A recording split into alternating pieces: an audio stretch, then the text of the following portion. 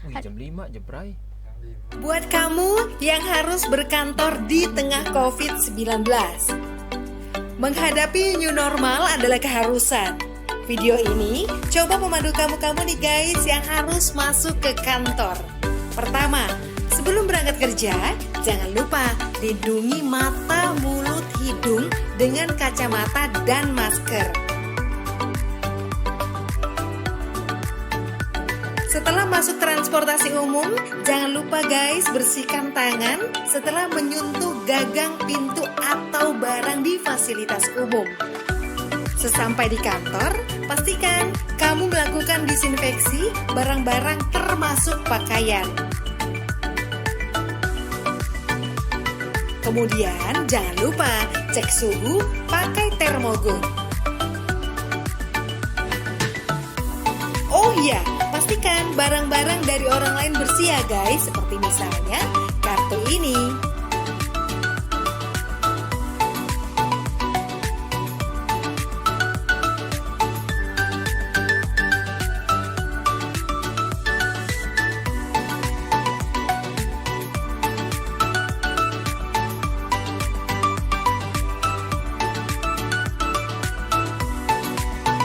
Nah, saat menekan tombol lift, tidak menggunakan jari, melainkan pakai siku.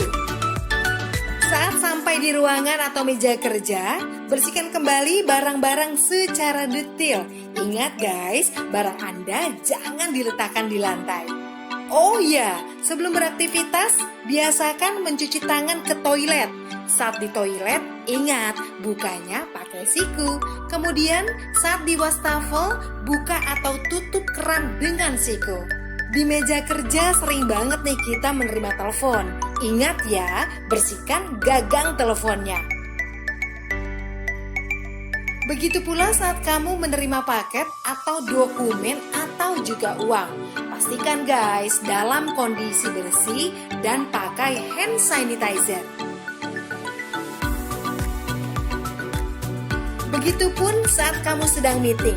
Jangan lupa jaga jarak aman minimal 1 meter. Lebih baik lagi 2 meter.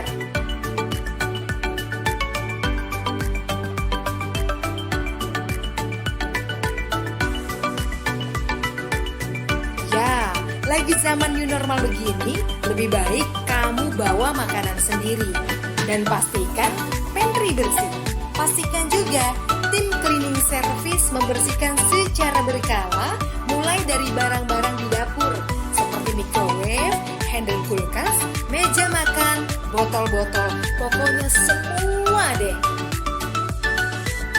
Nah, giliran mau pulang, semprotkan disinfektan meja dan alat tulis dan semua peralatan yang sudah dipakai.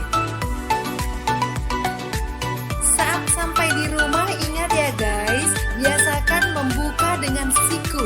Pastikan sepatu kita tetap bersih dan letakkan sepatu kita di rak tertutup. Lainnya, jangan langsung peluk keluarga di rumah. Cuci tangan dulu, mandi, dan bersihkan barang-barang yang dibawa saat kita kerja.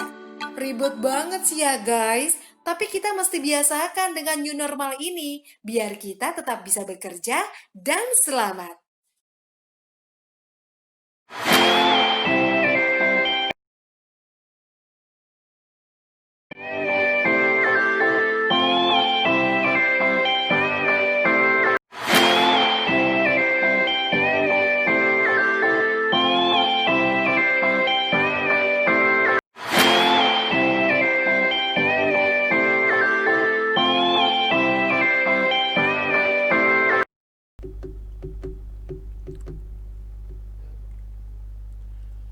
Assalamualaikum warahmatullahi wabarakatuh. Selamat sore pemirsa Dulur Sultan dimanapun teman-teman berada. Semoga dalam keadaan sehat di sore hari ini, tetap semangat, dan semoga segala aktivitas yang sudah teman-teman lakukan di hari ini semoga berjalan sesuai harapan dan juga keinginan. Tentunya berjumpa kembali bersama Faiz teman-teman di program yang paling teman-teman tunggu, Relawan Insight, dimana selama 1 jam ke depan Ini tentunya Faiz akan menghadirkan narasumber-narasumber yang sangat menginspirasi untuk kita semua tentunya. Dan tentu saja untuk edisi hari ini di studio sudah hadir narasumber yang luar biasa teman-teman. Tapi sebelum itu teman-teman Faiz ajak untuk subscribe di channel YouTube sultantv.co, kemudian juga di follow di all sosial media sultantv.co, di YouTube teman-teman, kemudian juga di Facebook, Twitter, dan juga Instagram. Karena dengan begitu teman-teman akan update kegiatan-kegiatan yang akan teman-teman Sultan TV lakukan setiap harinya. Sudah hadir di studio podcast sultantv.co narasumber yang alhamdulillah hari ini Faiz bisa mendapatkan waktunya di tengah kesibukan yang luar biasa. Ada Kakak Yosi Aprianti. Assalamualaikum Kak Yosi. Waalaikumsalam Kak Faiz. Ini Faiz manggilnya Yosi Aprianti atau sayang nih? Wow deh. Sehat ya Kak ya? Alhamdulillah sehat. Alhamdulillah. Teman-teman pemirsa Dulur Sultan dimanapun teman-teman berada, insya Allah selama 1 jam ke depan Faiz bersama Kak Yosi ini akan membahas tentang membangun istana belajar untuk anak Provinsi Banten. Karena teman-teman Kak Yosi ini adalah volunteer manager Isbanban Foundation. Nah, buat teman-teman yang penasaran, kepo Isbanban Foundation itu seperti apa, mungkin langsung bisa dijelaskan oleh sama Kak Yosi ya. Isbanban Foundation itu apa sih Kak? Kalau foundation kan Faiz udah tahu ya, yayasan. Ya. Silakan Kak Yosi. Iya, jadi Isbanban Foundation, Isbanban itu ada singkatannya, Istana Belajar Anak Banten. Siap. Ya. Nah, Isbanban itu sebuah organisasi anak muda yang bergerak dalam bidang pendidikan. Siap. Jadi anak muda yang ada umur 17 sampai 25 tahun ya. Nah, itu boleh bergabung dengan kami. Nah, nanti programnya itu bisa membantu anak-anak di pelosok desa terkait dalam bidang pendidikannya. Mantap. Gitu. Jadi memang fokusnya di bidang pendidikan Iya, Kak ya? fokusnya ke pendidikan. Awalnya seperti apa sih Kak? Mungkin bisa diceritakan sehingga teman-teman Isbanban Foundation mungkin merasa tergerak hatinya, karena mungkin banyak juga nih teman-teman di Provinsi Banten yang pendidikannya mohon maaf masih di bawah, belum bagus lah seperti itu kualitas pendidikannya Kak Yosi.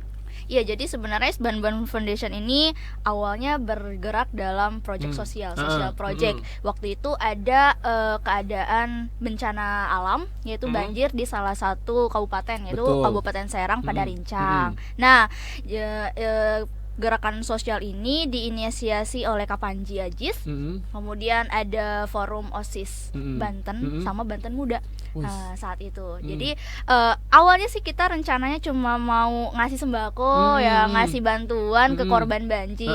Tapi pada saat sampai di sana, oh ternyata mereka nggak butuh itu Kak, udah banyak ya. Nah, kira-kira nih Kak Panji pikir apa ya yang bisa bantuan yang sekiranya bisa bermanfaat buat adik-adik. Oh ternyata Kak Panji nanya sama salah satu anak di sana, kalian sekolah gimana? Kami nggak sekolah Kak, bajunya hanyut, bukunya hanyut, nggak punya perlengkapan sekolah, tas, sepatu. Nah akhirnya Kak Panji ini tergeraklah hatinya ya. Jadi Kak Panji ini memberikan bantuan semacam kayak buku dan mendirikan sebuah taman baca di sana. Boleh teman-teman share, boleh mungkin Kak Yosi share Kak Panji itu siapa Kak? Iya, Kak Panji Ajis Pratama ini adalah foundernya Isbanban Foundation. Nah, kemudian alumni dari Universitas Pajajaran. Siap. Terima kasih banyak Kak Panji sudah membuat Provinsi Banten lebih berwarna ya dengan apa yang sudah teman-teman Isbanban Foundation lakukan selama ini. Mungkin hari ini Kak Panji juga lagi nonton ya. Ya, hai Kak Panji.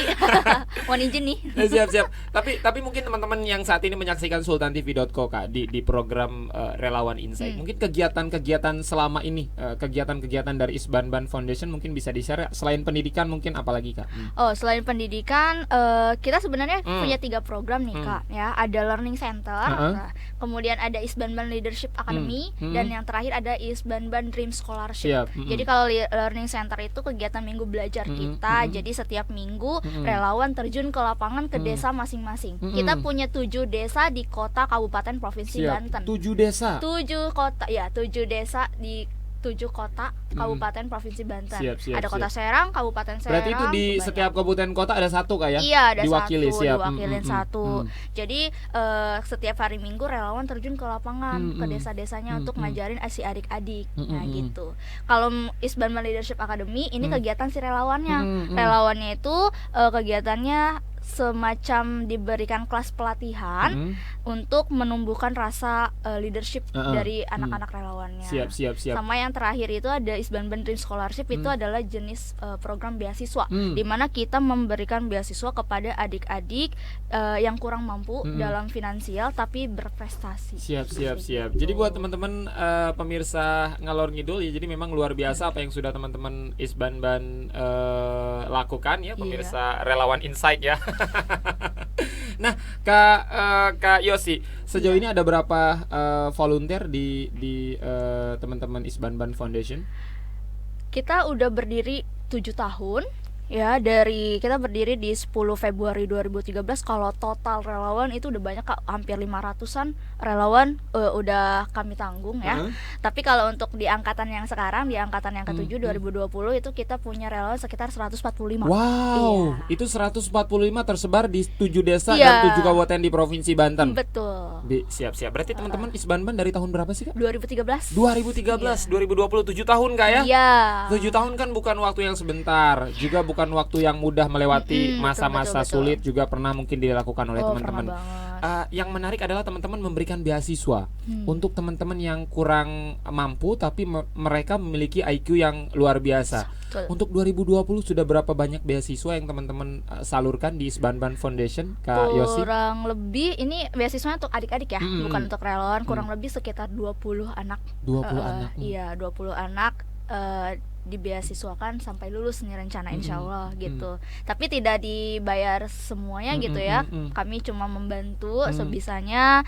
Nah, jadi diberikan pada setiap bulannya. Siap. Itu 20 teman-teman yang mendapatkan beasiswa dari SD ke SMP, SMA atau seperti apa? Iya, jadi kalau untuk tahun ini khusus kita ke SMA, jenjang SMA dari kelas 1 sampai kelas 3. Siap, itu diberikan beasiswa oleh teman-teman Isbanban Foundation. Ini yang betul, menarik teman-teman pemirsa relawan Insight. Teman-teman kan yayasan, di mana sebuah lembaga sosial yang memang fokus di pendidikan. Ini kalau Faiz hitung-hitungan, beasiswa kan tentu bukan sesuatu yang mudah, bukan sesuatu yang, apalagi ketika teman-teman menjamin kehidupan yang memang teman-teman berikan beasiswa kepada anak-anak yang berprestasi tadi. Dapat bantuan dari mana aja sih, Kak? Isbanban, Kak Yosi. Mungkin kalau ingin mengucapkan terima kasih untuk siapa? Silakan. Iya. Jadi selama ini Isbanban Foundation ini dananya kita punya beberapa. Yang pertama itu ada donasi online, ya donasi personal. Setiap orang, ada orang baik yang setiap bulannya mengirimkan kepada kami melalui rekening yayasan kami. Kemudian ada juga donasi online. Kalau donasi online itu kita kerjasama dengan platformnya kitabisa.com. Jadi kita angkat salah satu story dari anak, nah kita kirimkan ke Kitabisa, dan dari Kitabisa itu men-sharekan ke seluruh Indonesia, dan akhirnya kita terkumpul dana online-nya. Siap. Gitu, Jadi Kak. teman-teman kembali menyalurkan apa yang memang sudah menjadi hak teman-teman yang tadi teman-teman angkat story-nya ya. Iya, betul. Siap, apakah memang terbatas, Kak, untuk setiap tahunnya? Misalkan tahun 2020 hanya terbatas 30 yang mendapatkan beasiswa, tahun 2019 atau seperti apa, atau tidak ada batasan? Kita punya program beasiswa ini diseleksi, Kak. Jadi ada terbatas.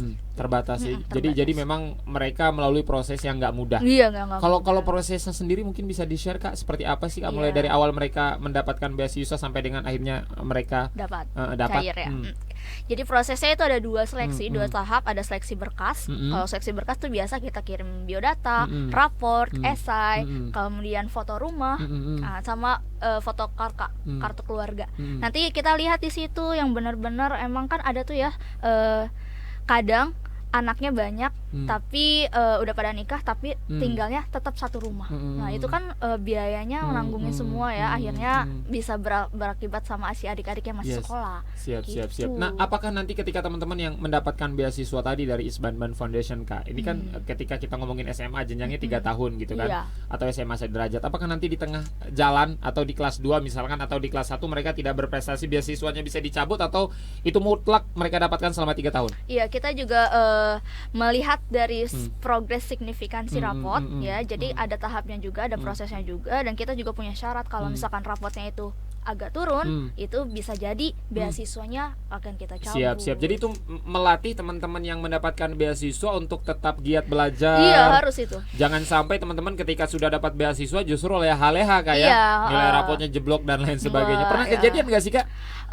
Sampai saat ini Alhamdulillahirabbil alamin. Jadi benar-benar sampai lulus tuh kayak. Sampai lulus, dan alhamdulillah dari program beasiswa ini ada 2 anak yang lulus masuk universitas. Luar biasa. Untuk tahun 2020. 2020 ada Universitas Untirta pendidikan matematika, sama satu lagi ada yang UIN kalau nggak salah ya. Ya gitu. Dan itu memang ditanggung langsung oleh teman-teman Isbanban Foundation. Iya, tapi kalau untuk yang universitas kita cuma bisa bantu support aja karena memang dananya bukan buat untuk yang beasiswa anak kampus ya. Kita masih ke anak SMA sih. Siap. Gitu.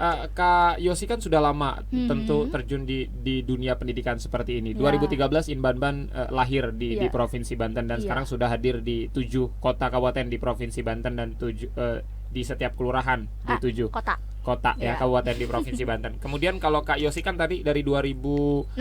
Dari 2016 berarti sekarang 2020 sudah 4 tahun. Kurang lebih. Kalau Kak Yosi melihat dunia pendidikan di Provinsi Banten seperti apa sih, Kak? Iya, jadi kalau untuk pendidikan masih ada kesenjangan, ketidakmerataan antara di kota dengan di desa. Apa yang salah, Kak? Aku kurang paham sih ya untuk yang masalah kesalahannya. Cuman di sini kayak semacam fasilitas saja untuk umumnya ya. Di kota tuh lumayan fasilitasnya sudah terbantu, tapi kalau untuk yang di pelosok desa itu masih sangat minim.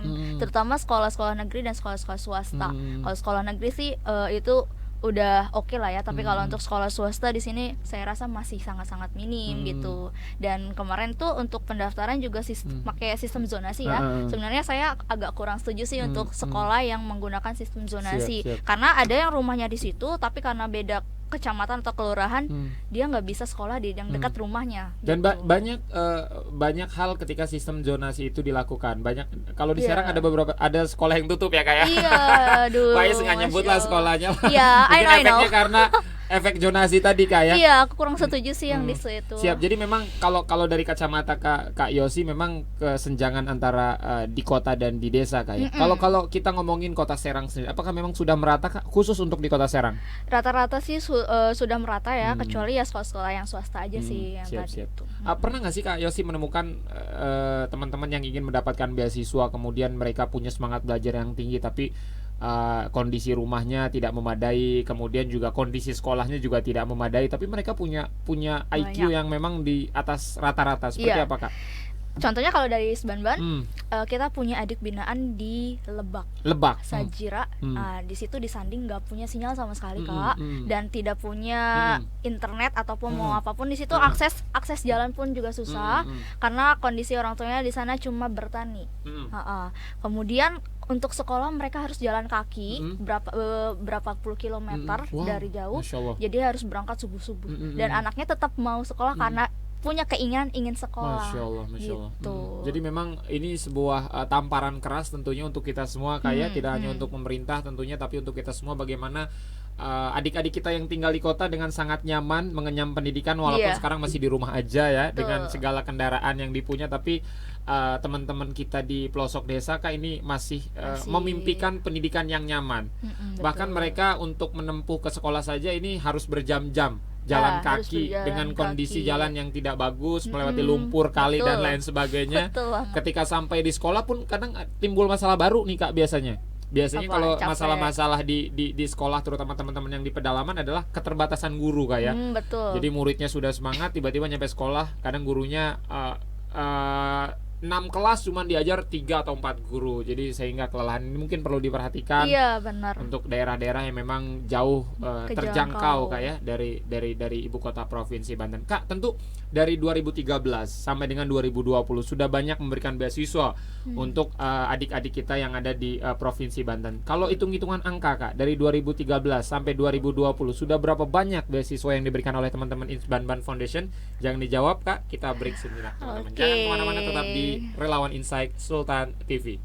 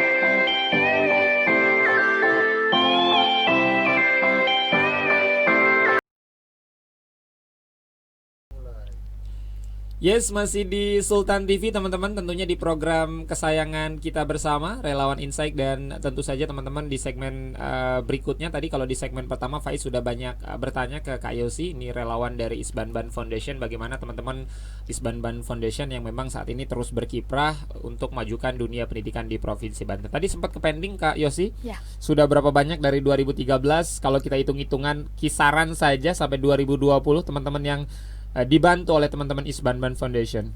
Sekitar 40 anak. 40, Iya. luar biasa. Jadi kita mulai mengeluarkan beasiswa itu kalau nggak salah 2017, itu anak-anaknya anak SD. Kemudian di 2019 pembukaan, 2020 itu anak-anak SMA. Jadi kita udah nyobain SD, SMP dan SMA. Siap. Nah, banyak teman-teman yang mungkin saat ini masih asing dengan Isbanban Foundation. Isbanban tuh apa sih, seperti apa kegiatan dan lain sebagainya. Mungkin pernah mengadakan kegiatan-kegiatan yang memang melibatkan banyak orang di tempat terbuka atau seperti apa Kak Yosi selama ini untuk memperkenalkan lebih dekat Isbanban kepada masyarakat? Kalau untuk memperkenalkan Isbanban di masyarakat, itu kita dari setiap chapter atau setiap desa itu ada yang namanya stakeholder. Nah, paling kita mengenalkan Isbanbannya dari stakeholdernya ini, dari si relawan yang berada di dalam satu wilayah itu memperkenalkan Isbanban di dalam desa. Karena kan kalau mau masuk desa nggak sembarang masuk, Kak. Harus izin dulu ke kelurahan, kepala desa, RT, RW. Nah, jadi kita memanfaatkan situasi itu untuk memperkenalkan apa sih Isbanban gitu, dan mengajak anak-anaknya untuk belajar sama kami. Siap. Isbanban tuh tadi Faiz lupa. Istana Belajar anak Banten. Banten. Istana Belajar Anak Banten ya. Ya. Nemu aja Istana Belajar Anak Banten. Kak, Iya. tentu selama 4 tahun Kak Yosi menjadi relawan di Isbanban Foundation, punya banyak cerita.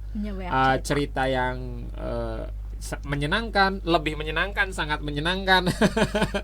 Pernah punya cerita yang sampai sekarang Kak 4 tahun yang rasanya paling susah untuk dilupakan Kak Yosi? Paling susah ada sih ya. Jadi pertama kali gabung itu saya tahun 2016, itu desanya saya megang Kabupaten Serang. Ya. Nah, di sana itu ada desa di Tigamaya, dan itu kalau mau ke desa jalannya terjang banget, naik turun, dan nggak bisa pakai motor berarti ya? Bisa pakai motor, tapi harus pelan-pelan. Kalau boncengnya harus turun dulu Harus kalau turun. naik gitu. Kalau turun juga harus turun dulu gitu. Dan itu benar-benar jalan sampai ban kita bocor, dan gak nemu tambal ban, harus didorong sampai nemu akses jalan raya, baru ada si tukang tambal ban. Dan itu rasanya luar biasa. Ada sedihnya juga, tapi kalau udah sampai ke desa ketemu sama adik-adik itu kayaknya lelahnya hilang deh. Nggak tahu kenapa itu senyuman si adik-adik itu membawa kebahagiaan tersendiri. Betul kayak. Jadi ketika teman-teman melihat kebahagiaan yang dihadirkan oleh teman-teman adik-adik kita tadi di desa kita. itu, lelah, capek, Hilang lah. semua hilang Kak ya. Iya, walaupun kita mikir pulangnya gimana ya, bannya udah bocor gitu loh maksudnya. Kak, ini kan teman-teman sudah banyak membantu dari awal berdirinya Isbanban. Sejauh ini Kak sudah berapa kerjasama atau apa istilahnya? Sudah pernah mendapat bantuan dari pemerintah Provinsi Banten, Kota Serang atau Kabupaten Serang seperti apa? Atau mereka hanya melirik-lirik tapi tidak memberikan bantuan? Ya, sejujurnya kalau untuk di dalam government ini kita belum pernah sama sekali. Kita udah pernah ngirim surat undangan tapi belum ada tindakan sama sekali pun. Pernah itu kita kerjasama dengan event, kita ngadain ICF, Isbanban Children Festival di tahun 2018 Desember. Kita mau pakai gedung yang ada di KP3B Aula. Itu kerjasama pertama kali untuk di bagian dalam lingkup pemerintah ya. Tapi kalau untuk semacam donasi atau apapun itu kita belum pernah ada. Dari 2013 ya sampai 2020 7 tahun teman-teman Isbanban berkiprah di dunia pendidikan di Provinsi Banten, belum pernah sekalipun mendapatkan bantuan dari Pemda kayak baik ada. provinsi maupun kota. Dan lebih banyak dana yang teman-teman Isbanban dapat ini dari donatur-donatur di luar pemerintahan. Filantropi, donatur personal, donatur online, terus bisnis unit. Nih, ini salah satunya nih tumbler. Aku bawa tumbler Care and Share. Nah, ini ada salah satu usaha kita untuk mendapatkan uang, di mana uangnya itu digunakan untuk keperluan adik-adik yang ada di desa. Masya Allah. Apa yang ingin disampaikan untuk pemerintah Kak? Mungkin di momen yang sangat spesial ini. Iya, semoga Isbanban bisa lebih dilihat lagi. Kita sudah bukan komunitas yang abal-abal atau organisasi yang cuma sekali dua kali, tapi kita di sini adalah yayasan di mana kita sudah punya surat yayasannya dan sudah resmi. Dan semoga dengan adanya Isbanban di sini bisa lebih luas lagi jaringannya dan masuk ke dalam pemerintahan. Siap, Masya Allah. Semoga bisa dilihat. Kak, tentu menjadi seorang relawan tidak mudah. Perlu kerja keras, dedikasi, konsisten, dan lain sebagainya. Iya. Sejauh ini teman-teman relawan yang ada di Isbanban Foundation, apakah memang pure 100% mengabdi di Isbanban Foundation, atau memang teman-teman justru punya aktivitas lain di luar Isbanban Foundation? Oke, kalau untuk relawan itu pasti kesibukannya banyak, Kak. Rata-rata mahasiswa di mana hari Senin sampai Jumat itu mereka berkeliaran di dalam kampusnya. Ada juga yang mengikuti kegiatan di luar kampusnya, ada juga yang sudah bekerja seperti saya. Nah, jadi untuk Isbanban ini relawannya tidak murni hanya relawan saja, tapi mereka punya aktivitas di lain itu. Makanya Isbanban itu hanya hadir di hari Minggu. Siap. Lagi itu kan menjadi tanggung jawab teman-teman kepada orang tua juga ya. Karena kan jadi relawan tuh berat ya.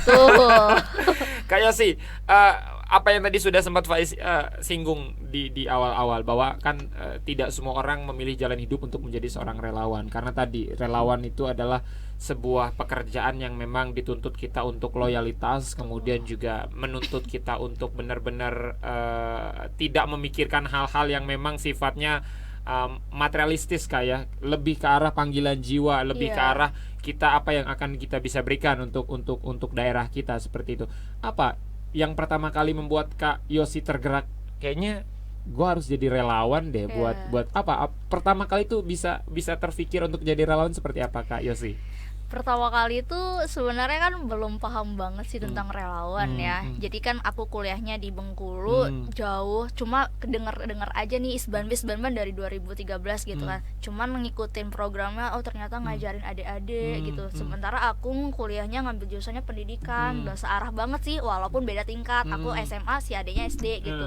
Dan tergerak aja sih untuk adik-adik di desa itu, memang gak ada kegiatan lain selain kalau udah pulang sekolah main, kalau nggak main bantu orang tuanya di sawah gitu kan. Itu minim banget untuk pengetahuan, walaupun kita sih sebenarnya basicnya nggak ngajarin tentang matematika, IPA gitu, tapi kita mengajarkan tentang minat bakat, attitude gitu. Jadi rasanya ingin banget sih berbagi supaya hidup nih nggak lebih berguna aja gitu. Awalnya tergerak ke sana. Dan tentu itu nggak mudah ketika mungkin Kak Yosi dan teman-teman yang lain memantapkan hati untuk menjadi seorang relawan. Ya fine-fine aja, nggak masalah. Dan itu akan menjadi masalah ketika keluarga mungkin karena nggak semua orang tua juga kan setuju Kak anaknya menjadi relawan. Ngapain sih jadi relawan?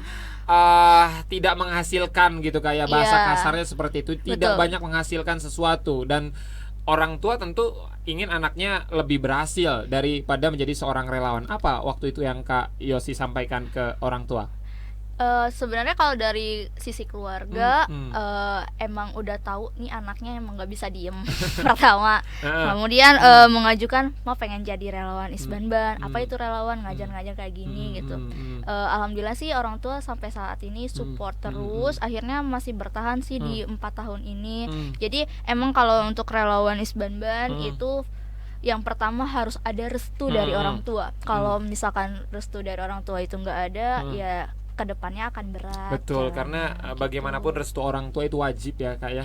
Selagi kita lakukan kebaikan, selagi tidak menyimpang, insya Allah Kak ya. Jadi 100% sekarang orang tua udah gak masalah ya. Iya masalah, kamu kemana Isbanban dah gitu ya. Nah Kak, tentu perjalanan tadi juga sempat Faiz singgung tidak mudah selama proses itu. Kak Yosi sendiri dari perjalanan 4 tahun sempat ingin terfikir untuk kayaknya mundur deh atau seperti apa? Sempat kepikiran nggak, atau sampai sekarang, sampai detik ini belum pernah kepikiran untuk berhenti gitu Kak?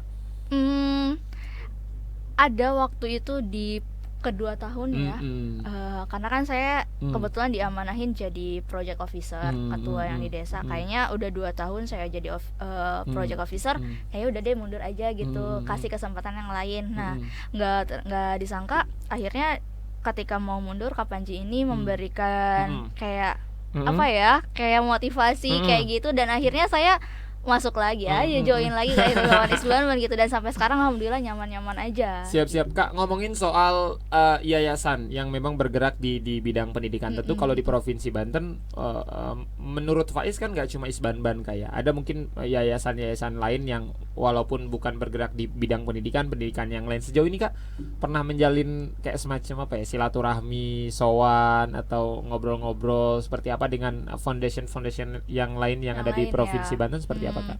Kalau untuk yang lain paling kita kerjasamanya dengan BM.co sama Rumah Millennials. Kalau BM.co itu kita paling kerjasamanya lebih ke media tentang sharing-sharing berita dan sebagai tempat sharing perkumpulan kita di relawan di sana. Sedangkan kalau Rumah Millennials itu sebagai jejaring nasional, ketika kalau kita mau mengadakan seminar atau pelatihan untuk relawan-relawan, kita bisa mengundang pemateri dari sana, dari luar gitu. Jadi, tapi kalau untuk komunitas yang lain saat ini belum ya gitu. Siap. Jadi memang kerjasama terus dilakukan demi melebarkan sayap Isbanban kayak. Siap. Nah, tentu teman-teman Isbanban Foundation ini setiap tahunnya memiliki target, memiliki visi, memiliki misi yang berbeda dari tahun sebelumnya kan. Ingin lebih baik tentunya di tahun 2020, 2021, 2022. Kalau di tahun 2020 ini Kak lebih pengen berbuat apa Isbanban Foundation? Ada target khusus nggak sih Kak, harus seperti ini setiap tahunnya? Kalau untuk visi misi itu dari awal tetap sama ya, kita ingin membantu adik-adik pelosok desa. Paling kita punya semacam tagline aja untuk 2020 itu kita beri makna. Jadi kita ini ingin bermakna kepada si adik-adik, kepada masyarakat, kepada lingkungan, bahwa Isbanban ini bukan hanya sekedar untuk komunitas yang ingin mengejar apa viral-viral kayak gitu ya, tapi kita juga ingin membantu sama-sama meratakan yang namanya pendidikan itu antara kota dan desa. Siap. Jadi memang visinya itu yang di tahun ini yang memang diemban oleh teman-teman Isbanban Foundation. Kalau 2021 Kak pengen apa lagi? Sama sih yang penting tapi ya lebih baik dan anak-anaknya juga lebih banyak untuk percaya, orang tua juga lebih percaya kepada kita. Siap. Nah, kan tadi Kak Yosi sempat menyampaikan ini kegiatan teman-teman Isbanban kan seminggu sekali, terutama relawannya. Itu biasanya kalau kegiatan ngapain aja sih Kak? Ngumpul-ngumpul tuh apa biasanya dibahas?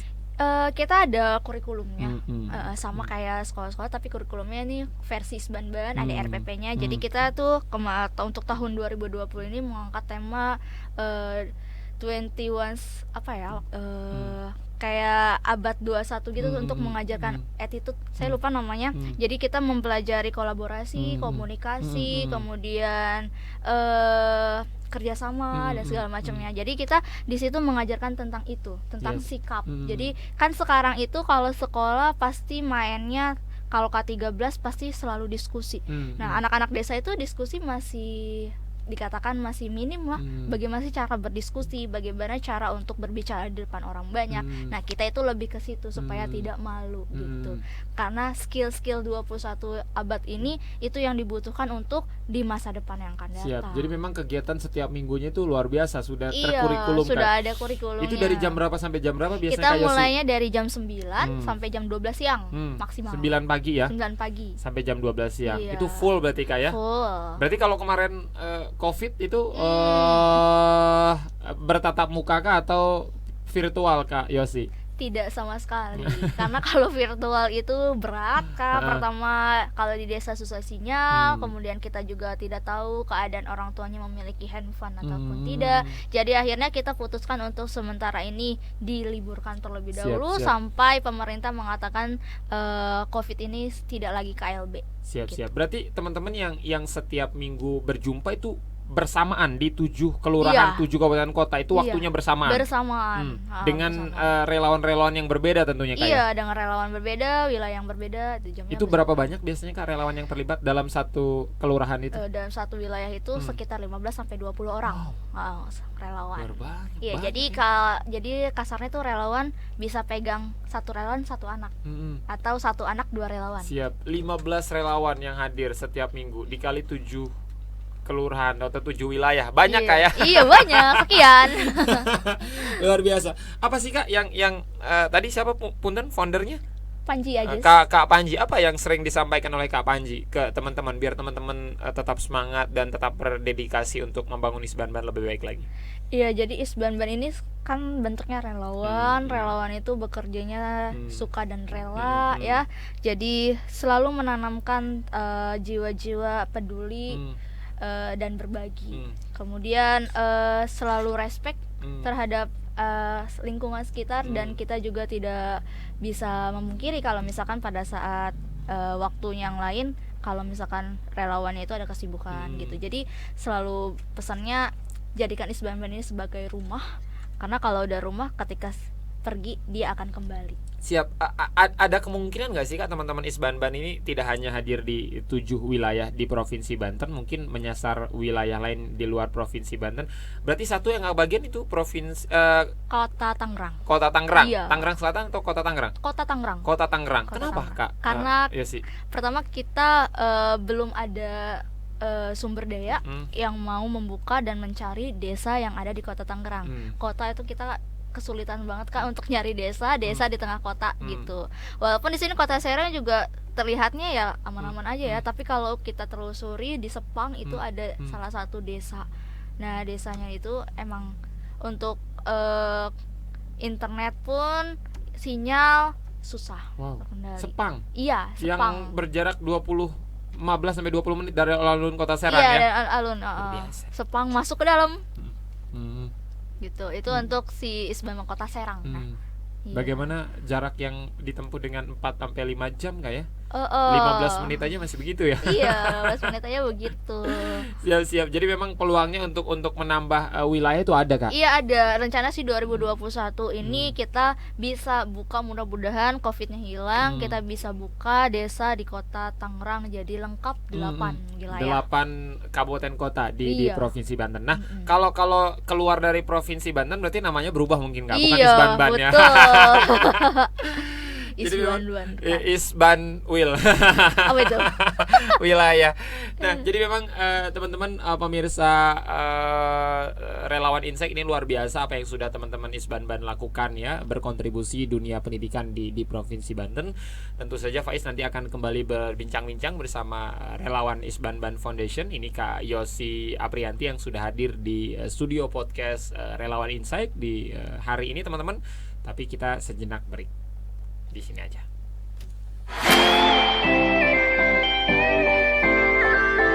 Gitu. Kayo sih nggak kerasa tuh ya, 5:30 guys. Kita segmen terakhir. Motivasi udah, bagaimana mendukungkan keluarga udah, pengalaman tak terlupakan udah. Apa yang harus dibenahi pendidikan di Banten? Oke, belum. Hah? Oh, sebagai anak, apa yang harus dibenahi? Ini kan pandangan. Oh iya, mana? Pandangan.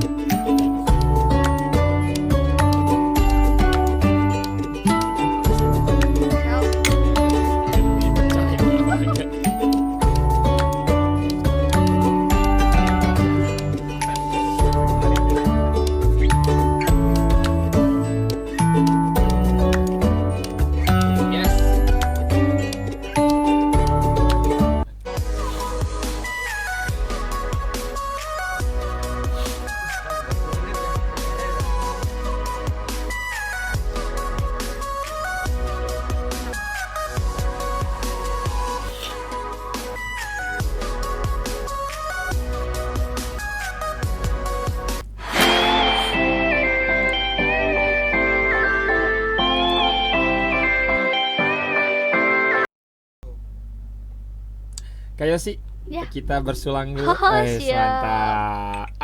Mantap. Nah, masih ngomongin soal Isbanban Foundation Kak, yang memang saat ini bergerak di dunia pendidikan di Provinsi Banten. Iya. Tadi Kak Yosi sempat mengatakan bahwa memang dari kacamata Kak Yosi, Provinsi Banten meskipun jaraknya yang tidak terlalu jauh dari ibu kota Indonesia, DKI Jakarta, tapi dari dunia pendidikan kita ada kesenjangan antara kota dan desa, dan itu luar biasa kesenjangannya. Banyak teman-teman yang di desa tidak menikmati fasilitas pendidikan yang seperti teman-teman di kota rasakan seperti itu. Menurut kacamata Kak Yosi, apa sebenarnya yang harus dibenahi untuk kota Serang atau untuk Provinsi Banten Kak Yosi? Ya harus dibenahi yang pertama akses menuju jalan menuju ke sekolah atau mungkin menuju ke rumah di situ kan. Itu aksesnya harus diperbaiki, sempat diperbaiki. Infrastruktur berarti Kak ya? Iya, lebih ke infrastruktur, cuman sempat diperbaiki, ada aja lagi yang bolong-bolong gitu, nggak paham juga ya itu kenapa. Terus mungkin fasilitasnya mungkin harus di lebih banyak lagi gitu kan, karena yang setahu saya pendidikan itu ada dana BOS ya. Nah itu saya nggak tahu pembagian dana BOS ini antara kota dengan desa apakah sama ataukah berbeda atau sistemnya seperti apa gitu. Dan kalau misalkan ini ada perkumpulan ya perkumpulan atau antara guru atau MGMP-nya atau mungkin itu lebih dijalankan lagi supaya pendidikan ini memang rata. Karena beda banget Kak kalau misalkan mau ujian aja nih ya, mau ujian antara sekolah satu dengan sekolah lain pasti itu kan ada yang berbeda ya gitu. Sistemnya, tingkat kesulitan soalnya juga suka berbeda gitu. Jadi ya lebih sama-sama aja sih ini, walaupun desa walaupun kota ya kita kan pendidikannya sama tujuannya sama-sama menciptakan generasi yang lebih baik lagi gitu. Untuk siapa ya? Untuk Indonesia, untuk Banten. Siap. Gitu. Kak Yosi seperti ini. Tadi Kak Yosi juga mengatakan banyak kesenjangan antara kota dan desa. Adil nggak Kak ketika melaksanakan ujian nasional? Kita berbicara ujian nasional ketika berbicara kelas 6 yang ada di kota dengan kelas 6 yang ada di desa terpencil atau desa yang memang susah aksesnya untuk dijangkau, ketika mereka menghadapi soalnya sama. Nah, Adil Kak atau seperti apa? Kadang-kadang keadilan tuh bingung juga nih Faiz nih.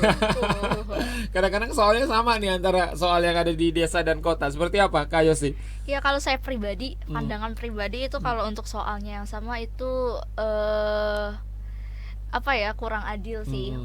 Sebenarnya kan Indonesia ini sudah punya kurikulumnya yang sama ya, mungkin dalam proses pengolahannya di sini yang berbeda gitu. Saya juga nggak tahu kenapa mesti beda gitu. Apakah salah di pengajarnya kah, yang kurang berkompeten atau apapun, atau dari segi apanya? Jadi kita akhirnya ada aja perbedaan walaupun di kurikulumnya sama gitu. Tapi kalau untuk menerapkan soal-soal tuh yang di sini ya mungkin agak kurang setuju juga. Soal yang di kota dipakai untuk di desa juga sama dipakai kayak gitu. Karena kan kalau ujian nasional umumnya semuanya ya gitu. Jadi pukul ya rata ya? Pukul rata lah gitu. Walaupun sekarang sistem kelulusannya dipegang oleh sekolah masing-masing gitu. Dan kemarin benar-benar gak ada yang namanya ujian nasional. Jadi benar-benar sebenarnya soal-soal yang harus dibuat harus bisa dibedakan juga Kak ya, antara kota dan desa. Karena balik lagi tadi, adil tidak seperti itu Kak ya mungkin ya. Ketika mungkin orang tua punya 3 anak, nggak mungkin jajannya semuanya 10.000 kan. Atau supaya sama atau seragam ya, guru-guru atau pendidik, tenaga pendidikan yang ada di desa dengan yang di kota itu ikut sama-sama diskusi bagaimana baiknya gitu.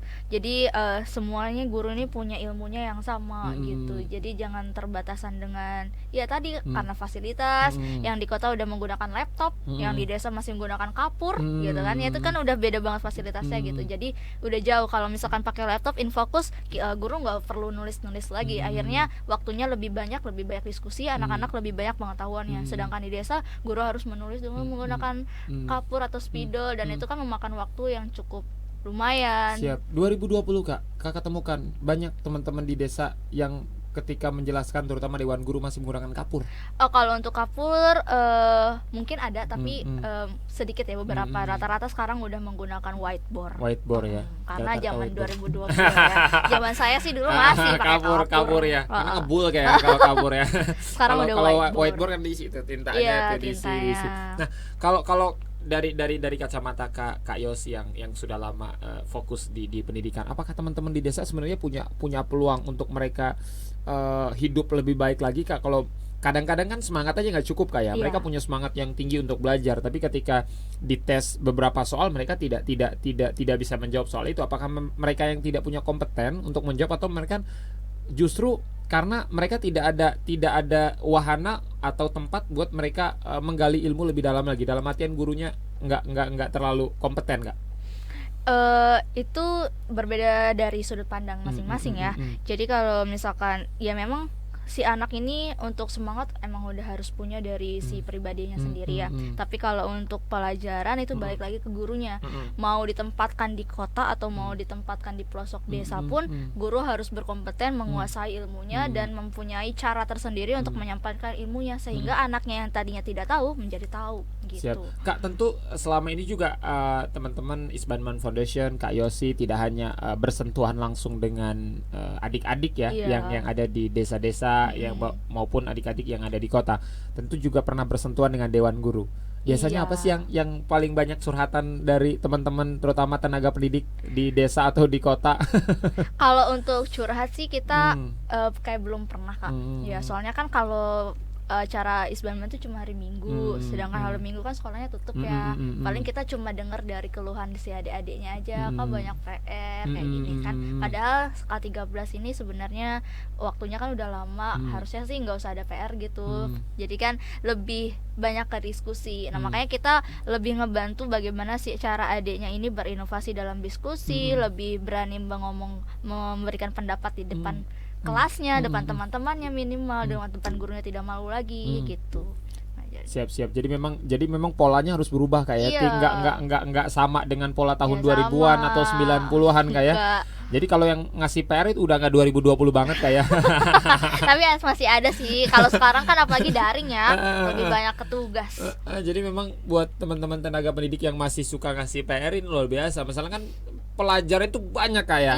Banyak, ada IPA, IPS, geografi, fisika, matematika, sejarah. Kebayang kan satu mata pelajaran semuanya pada PR. Lagi full time ya, sampai sore gitu. Sampai sore mereka yang harus istirahat di rumah, tiba-tiba malamnya mereka harus ngerjain PR lagi kan. Gitu. Luar biasa. Lebih baik K13 tadi Kak ya. Lebih banyak diskusi di sekolah, itu akan membuat sekolah, itu lebih banyak buat mereka tertarik di dunia pendidikan. Kadang-kadang mereka nggak tertarik itu karena tugas lagi jadi jenuh kan, capek, waktunya otak tuh istirahat di malam hari, tapi mereka harus terbebani. Karena saya pernah merasakan seperti tapi itu. Kalau diskusi itu seru Kak ya.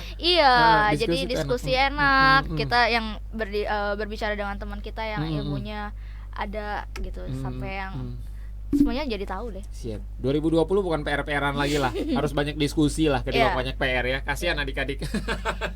Mantan siswa juga soalnya Kak Faiz ya.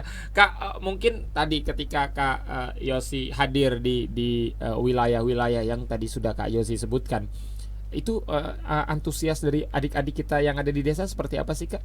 Ketika sebelum datang, iya, antusiasnya itu luar biasa. Kita disambut, pokoknya kalau ada relawan yang datang langsung manggil kakak gitu, kakak Isbanban ya. Apalagi kalau udah pakai jaket biru ini sebagai identitas kami. Jadi dari jarak jauh tuh mereka udah langsung lari gitu, udah langsung nyamperin kita, udah siap untuk belajar gitu. Ada yang bawa tas, yang bawa buku, semua fasilitas. Luar biasa, iya, padahal kita cuma ngajarin apa yang kita bisa gitu. Kalaupun ada PR, adiknya mau ngerjain PR-nya, kita bantu gitu, walaupun nggak lama waktunya. Siap. Jadi memang mereka luar biasa excitednya Kak ya. Excited sekali. Berapa banyak biasanya Kak yang hadir pada setiap kegiatan? Setiap kegiatan beda-beda jumlah anaknya. Ada yang 20 sampai 30, ada yang 30 sampai 40 kalau lagi rame gitu. Jadi emang tergantung si adik-adiknya ini sedang berada di dalam lingkungan rumah atau sedang pergi. Kalau sedang pergi kan berarti berkurang gitu. Ada kejadian yang menarik pada saat undangan. Ada kondangan di dalam desanya. Biasanya kalau ada acara pernikahan, adik-adiknya itu ngiringin pengantin katanya. Jadi Isbanbannya akhirnya sepi gitu. Itu kelucuan salah satu di desa. Kalau ada nikahan mereka ngiring pengantin katanya. Jadi Isbanbannya sepi ya udah Isbanbannya ikut kondangan aja. Sepi peminat Kak. Tentu ketika teman-teman Isbanban hadir gitu kan di desa, terutama buat teman-teman SD, tentu kan ragam banget ya, maksudnya ada yang kelas 2, kelas 3, kelas 4. Tentu kan penyampaiannya juga berbeda-beda Kak. Nggak bisa disamaratakan. Seperti apa itu Kak? Kita pembagian kelas Kak, ada 3 tingkat. Ada tingkat PAUD, sampai ya ada tingkat PAUD sampai kelas 1, kemudian ada yang dari 1 sampai kelas 3, kemudian ada yang dari kelas 3 sampai kelas 6 gitu. Jadi ada 3 tingkat. Jadi memang kalau yang udah grade-nya lebih tinggi kita tidak perlu ngajarin menulis atau membaca karena itu pasti sudah bisa ya. Kita paling lebih gimana cara mengajarkan untuk memecahkan suatu masalah gitu, lebih ke analisisnya gitu. Jadi memang dibagi 3 tadi dibagi 3. Iya Kak, Faiz bingung juga nih kalau ada yang kelas 1 kemudian ada yang kelas 6 gitu kan. Nggak mungkin penyampaiannya kan pasti berbeda. Dan daya tangkap mereka juga pasti berbeda. Antara kelas 1 dan juga kelas 6. Kak Yosi, terima kasih banyak sudah hadir di Sultan TV hari ini, luar biasa. Semoga dengan hadirnya Kak Yosi ini bisa menginspirasi banyak teman-teman relawan di luar sana. Amin. Biar lebih semangat lagi. Apa yang ingin disampaikan mungkin untuk teman-teman relawan Kak Isbanban Foundation yang masih tetap semangat hari ini? Buat teman-teman relawan Isbanban Foundation, terus semangat, jangan patah semangat ya. Jadi selalu jadi diri sendiri dan selalu care and share. Luar biasa Kak Yosi. Harapan, tentu punya harapan Kak. Punya harapan, punya mimpi seperti apa? Kalau harapan Kak Yosi terkait dunia pendidikan di Provinsi Banten seperti apa sih Kak? Harapannya semoga kesenjangan ini sudah semakin berkurang dan semakin merata, karena kita juga di sini mengharapkan generasi-generasi yang lebih baik lah dari sebelumnya dan bisa menciptakan generasi-generasi emas di tahun-tahun yang akan datang. Yes, karena memang semua berproses. Teman-teman yang saat ini mengemban beberapa jabatan tinggi di negeri ini pun nanti akan tua pada masanya Kak ya. Dan mereka lah adik-adik kita yang saat ini yang akan meneruskan perjuangan Indonesia 20, 30, 40 tahun ke depan. Bisa dibayangkan kalau generasi muda kita tidak memiliki skill, tidak memiliki bakat dan tidak memiliki kecintaan terhadap tanah air, ini tentu Indonesia akan jauh dari harapan menuju Indonesia emas Kak ya. Karena di tangan mereka lah nanti Indonesia akan seperti apa 30, 40, 5 tahun yang 30, 50 tahun yang akan datang. Terima kasih banyak Kak Yosi sudah hadir. Terima kasih banyak teman-teman Sultan TV yang sudah menyaksikan program hari ini, Relawan Insight dengan tema membangun istana belajar untuk anak Provinsi Banten. Faiz ucapkan terima kasih banyak tentunya untuk Isbanban Foundation yang telah ikut serta turut andil dalam memajukan pendidikan di Provinsi Banten. Faiz pamit, Kak Yosi pamit, terima kasih banyak dan Assalamualaikum warahmatullahi wabarakatuh.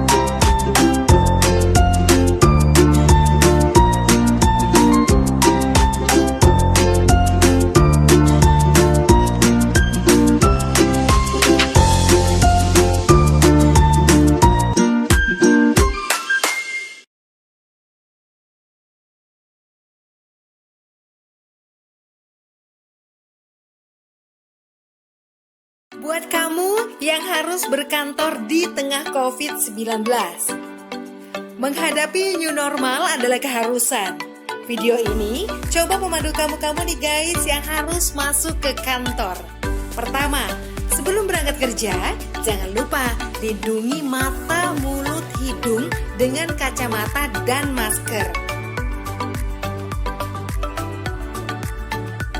Setelah masuk transportasi umum, jangan lupa guys bersihkan tangan setelah menyentuh gagang pintu atau barang di fasilitas umum. Sesampai di kantor, pastikan kamu melakukan disinfeksi barang-barang termasuk pakaian. Kemudian jangan lupa cek suhu pakai termogun. Oh iya, pastikan barang-barang dari orang lain bersih ya guys, seperti misalnya kartu ini.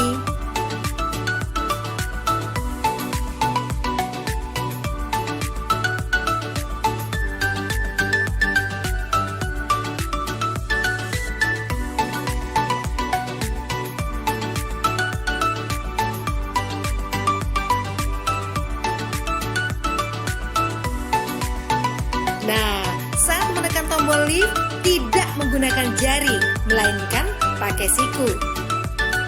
Saat sampai di ruangan atau meja kerja, bersihkan kembali barang-barang secara detail. Ingat guys, barang Anda jangan diletakkan di lantai. Oh ya, sebelum beraktivitas, biasakan mencuci tangan ke toilet. Saat di toilet, ingat, bukanya pakai siku. Kemudian, saat di wastafel, buka atau tutup keran dengan siku. Di meja kerja sering banget nih kita menerima telepon. Ingat ya, bersihkan gagang teleponnya. Begitu pula saat kamu menerima paket atau dokumen atau juga uang. Pastikan guys dalam kondisi bersih dan pakai hand sanitizer. Begitupun saat kamu sedang meeting. Jangan lupa jaga jarak aman minimal 1 meter. Lebih baik lagi 2 meter.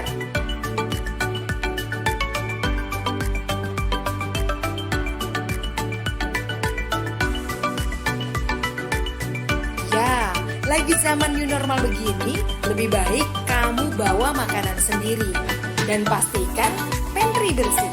Pastikan juga tim cleaning service membersihkan secara berkala, mulai dari barang-barang di dapur seperti microwave, handle kulkas, meja makan, botol-botol, pokoknya semua deh. Nah, giliran mau pulang, semprotkan disinfektan meja dan alat tulis dan semua peralatan yang sudah dipakai. Saat sampai di rumah, ingat ya guys, biasakan membuka dengan siku. Pastikan sepatu kita tetap bersih dan letakkan sepatu kita di rak tertutup. Lainnya, jangan langsung peluk keluarga di rumah. Cuci tangan dulu, mandi, dan bersihkan barang-barang yang dibawa saat kita kerja. Ribet banget sih ya guys, tapi kita mesti biasakan dengan new normal ini, biar kita tetap bisa bekerja dan selamat.